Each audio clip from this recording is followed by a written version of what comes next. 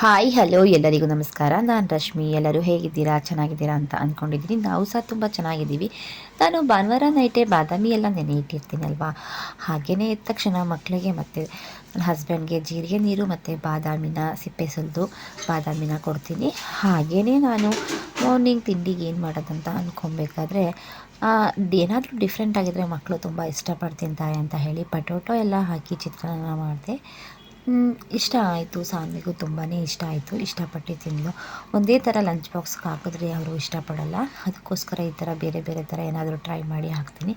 ನೋಡಿ, ನಾನು ಸಾನ್ವಿಗೆ ಮತ್ತು ನನ್ನ ಹಸ್ಬೆಂಡ್ಗೆ ಅಂತ ಹೇಳಿ ಜೀರಿಗೆ ನೀರು ಬಾದಾಮಿನ ಸಿಪ್ಪೆ ಸುಲಿದು ದೊಡ್ಡ ಪತ್ರೆ ಜೊತೆ ಕೊಡ್ತೀನಿ. ಹಾಗೆಯೇ ಸಾನ್ವಿಗೆ ಒಂದಲ್ಗ ಮತ್ತು ಬಾದಾಮಿನ ಕೊಡ್ತೀನಿ.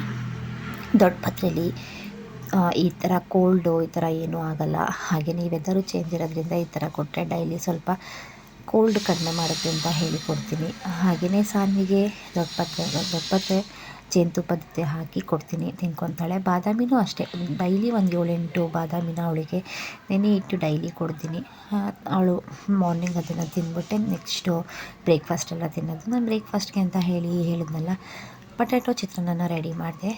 ತುಂಬ ಚೆನ್ನಾಗಿ ಬಂತು. ಬಟ್ ಕಲರ್ಫುಲ್ ಆಗಿರುತ್ತೆ ಅಲ್ವಾ, ಒಂದೇ ಥರ ಮಾಡಿದ್ರೆ ಮಕ್ಳಿಗೂ ಇಷ್ಟ ಆಗೋಲ್ಲ. ಈ ಥರ ಡಿಫ್ರೆಂಟಾಗಿ ಮಾಡಬೇಕು. ಹಾಗೆಯೇ ನಾನು ನೋಡಿ ಲಂಚ್ ಬಾಕ್ಸ್ಗೆ ಪೊಟ್ಯಾಟೊ ಮತ್ತು ಚಪಾತಿ ರೋಲ್ನ ಮಾಡಿದ್ದೀನಿ. ಚಪಾತಿ ರೋಲ್ಗೆ ಚಟ್ನಿ ಪುಡಿ ಮತ್ತು ತುಪ್ಪನ ಹಾಕಿ ರೋಲ್ ಮಾಡಿ ಕೊಟ್ಟೆ. ಹಾಗೆಯೇ ನನ್ನ ಮಗಳನ್ನ ಸ್ಕೂಲಿಗೆ ಕಳಿಸಿ ನೆಕ್ಸ್ಟ್ ನನ್ನ ಹಸ್ಬೆಂಡ್ಗೆ ರೆಡಿ ಮಾಡಬೇಕಲ್ವಾ. ಅವ್ರು ಸ್ವಲ್ಪ ಡಯಟಲ್ಲಿದ್ದಾರೆ. ಆದ್ದರಿಂದ ಅವ್ರಿಗೆ ನಾನು ಇವತ್ತು ಜ್ಯೂಸ್ ABC ಜ್ಯೂಸು ರೆಡಿ ಮಾಡಿಕೊಟ್ಟೆ. ಅದಕ್ಕೆ ಸ್ವಲ್ಪ ಪುದೀನ ಮತ್ತು ಬಾದಾಮಿ, ಹಾಗೆಯೇ ನಾನು ಸ್ವಲ್ಪ ಜೇನುತುಪ್ಪನ ಹಾಕ್ತೀನಿ. ಶುಗರ್ ಏನೂ ಹಾಕಲ್ಲ, ಡಯಟಲ್ಲಿ ಇರೋದ್ರಿಂದ ಶುಗರ್ನ ತಿನ್ನಬಾರ್ದಲ್ವ, ಅದಕ್ಕೆ ನಾನು ಶುಗರ್ನ ಹಾಕಲ್ಲ. ನೋಡಿ, ರೆಡಿ ಆಯಿತು. ಅವರಿಗೆ ABC ಜ್ಯೂಸ್ ಮತ್ತು ಒಂದು ಚಪಾತಿ, ಹಾಗೆಯೇ ಏನಾದರೂ ಅದ್ರ ಜೊತೆ ಸೈಡ್ಸ್ ಪಲ್ಯ ಇದ್ದರೆ ಸಾಕು. ನೆಕ್ಸ್ಟು ನಾನು ಮಧ್ಯಾಹ್ನ ಊಟಕ್ಕೆ ಸಾನ್ವಿ ಏನಾದರೂ ಸ್ವೀಟ್ ಮಾಡಿಕೊಡಿಯಮ್ಮ ಅಂತ ಹೇಳಿದ್ಲು.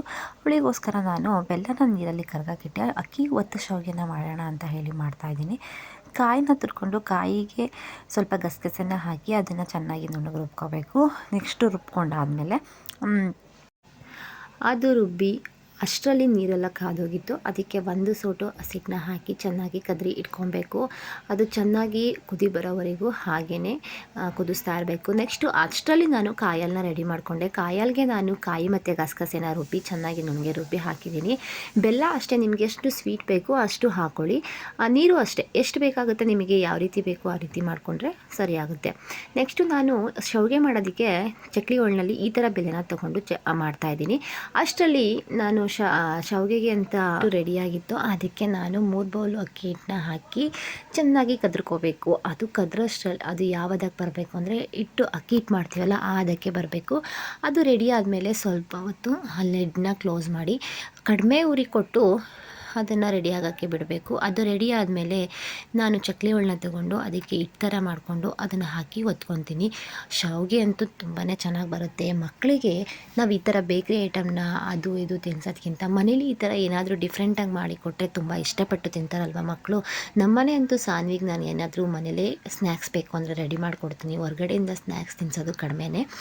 ನೋಡಿ, ಮಕ್ಕಳಿಗೆ ಈ ಥರ ಗೊತ್ತೇ ಇರೋಲ್ಲ ಏನಿದು ಫುಡ್ ಅನ್ನೋದೇ, ತುಂಬಾ ಇಷ್ಟಪಟ್ಟು ತಿಂತಾರೆ. ಈ ಥರ ಟ್ರೈ ಮಾಡಿ ನಿಮ್ಮ ಮನೆಯಲ್ಲೂ ಒಂದ್ಸಲ. ನೋಡಿ, ಸಾನ್ವಿಗೆ ನಾನು ಫಸ್ಟ್ ಕೊಟ್ಟೆ. ಅಮ್ಮ ನನಗೆ ಫಸ್ಟ್ ಕೊಡಿ ಅಂತ ಹೇಳಿದ್ಲು. ಅವಳಿಗೆ ಇದನ್ನು ಕೊಟ್ಟೆ.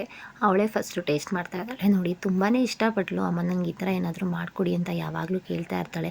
ಅವಳಿಗಂತೂ ಈ ಥರ ಫುಡ್ಡೆಲ್ಲ ತುಂಬಾ ಲೈಕ್ ಮಾಡಿ ತಿಂತಾಳೆ. ಅದು ಸ್ವಲ್ಪ ಬಿಸಿ ಇರೋದ್ರಿಂದ ಈ ಥರ ಬರ್ತಾಯಿದೆ. ಇದು ಆರಿದ್ರೆ ಉದ್ರಾಗಿ ಬರುತ್ತೆ. ನಾನಂತೂ ಪ್ರೆಗ್ನೆಂಟಲ್ಲಿದ್ದಾಗ ಅಕ್ಕಿ ಶಾವಿಗೆಗಿಂತ ರಾಗಿ ಶಾವಿಗೆ ಅಂತೂ ತುಂಬಾ ತಿಂದಿದ್ದೀನಿ. ರಾಗಿ ಶಾವಿಗೆ ಅಂತೂ ತುಂಬಾ ಚೆನ್ನಾಗಿರುತ್ತೆ. ಆ ರೆಸಿಪಿ ಏನಾದರೂ ಬೇಕಂತ ಹೇಳಿದ್ರೆ ಹೇಳಿ, ನಾನು ನಿಜವಾಗ್ಲೂ ಶೇರ್ ಮಾಡ್ತೀನಿ. ನೆಕ್ಸ್ಟು ಅಕ್ಕಿ ಶಾವಿಗೆ ಎಲ್ಲ ಆಗಿ ಮನೆ ಕೆಲಸ ಎಲ್ಲ ಮುಗಿದ್ಮೇಲೆ ನಾನು ದೀಪನ ಹಚ್ಚಿ ಸಾನ್ವಿನ ಕರ್ಕೊಂಬರ್ಬೇಕಿತ್ತು. ಹಾಗೆ ಹೋಗಿ ಸಾನ್ವಿನ ಕರ್ಕೊಂಡು ಬಂದೆ. ನೋಡಿ, ನೈಟು ಡಿನ್ನರ್ ಅಂತ ರೊಟ್ಟಿ ಮಾಡಿದ್ನಲ್ವ, ಸಾನ್ವಿ ಮತ್ತು ಪಾಪು ಎಷ್ಟು ಅವಳಿಗೆ ನಾನು ತಿನ್ಸೋದಕ್ಕಿಂತ ಅವ್ರ ಅಕ್ಕ ತಿನ್ಸಿದ್ರೆ ತುಂಬಾ ಇಷ್ಟ. ಇಬ್ಬರು ಖುಷಿಯಾಗಿ ತಿಂತಾಯಿದ್ದಾರೆ. ರೊಟ್ಟಿಗೆ ನಾನು ಹೀರೆಕಾಯಿ ಪಲ್ಯನ ಮಾಡಿದೆ. ಸಾನ್ವಿಗೆ ಹೀರೆಕಾಯಿ ಅಂದರೆ ತುಂಬ ಇಷ್ಟ ಅಂತ ನಾನು ಲಾಸ್ಟ್ ವೀಡಿಯೋದಲ್ಲೇ ಹೇಳಿದ್ನಲ್ವ. ಅವಳಿಗೆ ಕೇಳಿದೆ ಏನು ಮಾಡೋಣ ಅಂತ ಹೇಳಿ ಕೇಳಿದಾಗ ಅಮ್ಮ ಹೀರೆಕಾಯಿ ಪಲ್ಯ ಮಾಡಿ ರೊಟ್ಟಿ ಮಾಡಿ ಅಂತ ಹೇಳಿದ್ಲು. ಅದಕ್ಕೋಸ್ಕರ ರೊಟ್ಟಿನ ಮಾಡ್ತಾಯಿದ್ದೀನಿ.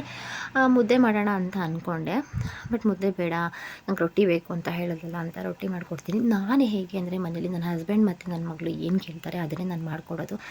ಅವರು ಬೆಳಗ್ಗೆ ಅವಳು ಸ್ಕೂಲಿಗೆ ಹೋಗಿರ್ತಾರೆ, ಅವರು ಡ್ಯೂಟಿಗೆ ಹೋಗಿರ್ತಾರೆ. ಬಟ್ ಏನು ಇಷ್ಟಪಡ್ತಾರೆ ಅದನ್ನು ಕೇಳಿ ಮಾಡಿಕೊಟ್ರೆ ಅವರಿಗೂ ಏನೋ ಒಂಥರ ಖುಷಿ ಆಗುತ್ತೆ ಅಲ್ವಾ.